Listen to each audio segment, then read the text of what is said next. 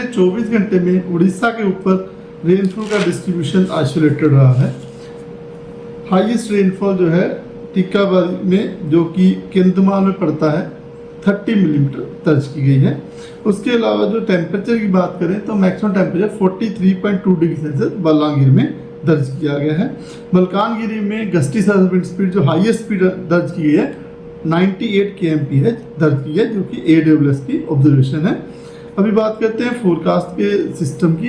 फिलहाल हमारे उड़ीसा के ऊपर जो है एक जो ट्रफ जो कि सेंट्रल पाकिस्तान से होती हुई इंटीरियर उड़ीसा तक आ रही है, वह समुद्र सतह से 0.9 किलोमीटर ऊंचाई पर है, और वह जो राजस्थान, हमारा मध्य प्रदेश और नॉर्थ छत्तीसगढ़ से ऊपर से होती हुई आ रही है।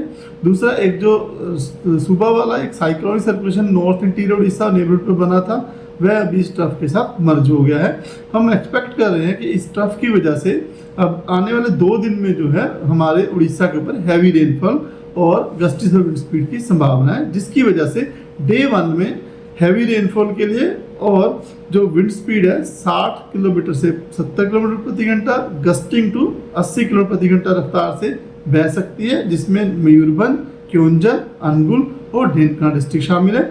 उसके अलावा ऑरेंज वार्निंग में, ये तो ऑरेंज वार्निंग है, साथ ही में हमारा जो नॉर्थ कोस्ट उड़ीसा, सुंदरगढ़, संबलपुर, देवगढ़, कंधमाल, गजपति, रायगढ़, बोध, कोरापुट, इन जगहों पर भी gusty service speed 50 to 60 kmph की रह सकती है और थंडरस्टॉर्म लाइटनिंग रहने की संभावना की वजह से ऑरेंज अलर्ट दिया गया है। बाकी जगह पर जो है विंड स्पीड जो है 40 से 50 किलोमीटर प्रति घंटा से रफ्तार से बह सकती है, थंडरस्टॉर्म लाइटनिंग रह सकती है, जिसकी वजह से येलो अलर्ट रखा गया है। फोरकास्ट में नॉर्थ उड़ीसा स्कैटर रह सकता है, साउथ उड़ीसा आइसोलेटेड रहने की संभावना है डिस्ट्रीब्यूशन में। इसी प्रकार डे 2 में भी जो ऑरेंज अलर्ट दिया गया है हैवी रेनफॉल के लिए झारसुगुड़ा, संबलपुर और सुंदरगढ़ 3 डिस्ट्रिक्ट में, जहाँ पे हवा की गति 60 से 70 किलोमीटर प्रति घंटा, गस्टिंग टू 80 किलोमीटर प्रति घंटा की रफ्तार से रह सकती है।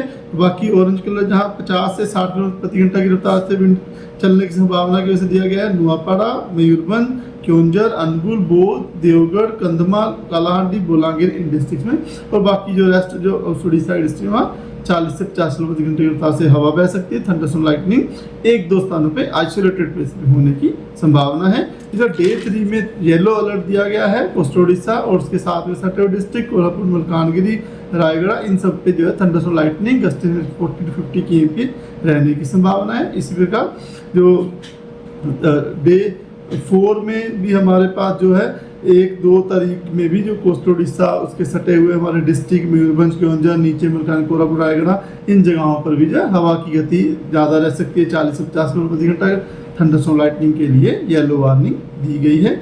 अब बात करते हैं टेम्परेचर फोरकास्ट की। तो टेम्परेचर फोरकास्ट में अगले जो 2 दिन तक 3 दिन तक हम लोग फॉल की संभावना देख रहे हैं कि 2 से 4 डिग्री सेल्सियस तापमान नीचे गिरेंगे, उसके बाद ज़्यादा बदलाव नहीं रहेगा, प्लस में 2 डिग्री सेल्सियस रहने की संभावना है।